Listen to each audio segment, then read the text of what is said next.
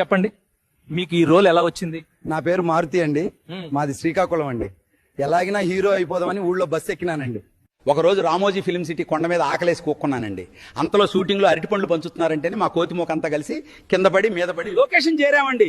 చూస్తే అయ్య బాబోయ్, రాజమౌళి గారి సినిమా రామాయణం బిట్టు అంటే ఓకే చెప్పేశానండి.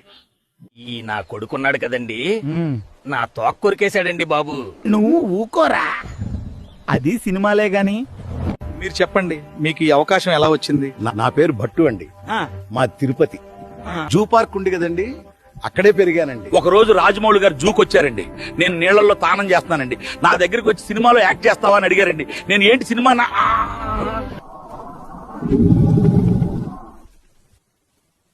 అని నోరు బార్లా తెరిచి నాకు యాక్టింగ్ గీక్టింగ్ రాదు అన్నానండి.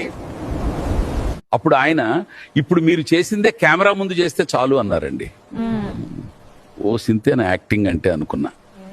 మీ నెక్స్ట్ మూవీ ఏంటో చెప్పగలరా? నేను హీరోగా చేస్తున్నానండి. డైరెక్టర్ ఎవరండి బా? ఇంకెవరు, మన రాజమౌళి గారేనండి. నిన్నే కథ చెప్పినానండి. టైటిల్ కోతి చేతిలో కొబ్బరి చిప్ప. ఎలాగుంది, అదిరిపోనాది కదా. అవునండి, నేనే దాంట్లో విలన్ అండి.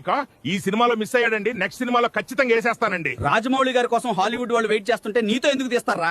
మీరిద్దరు మంచి ఫ్రెండ్స్ అయిపోయినట్టున్నారు బా. అవునండి, షూటింగ్ లో వీడే నాకు ఎంటర్టైన్మెంట్. మరి వారణాసి మూవీ గురించి ఒక్క మాటలో చెప్పాలంటే ఏం చెప్తారు? వదు తగలబెట్టేస్తున్నాం అంతే.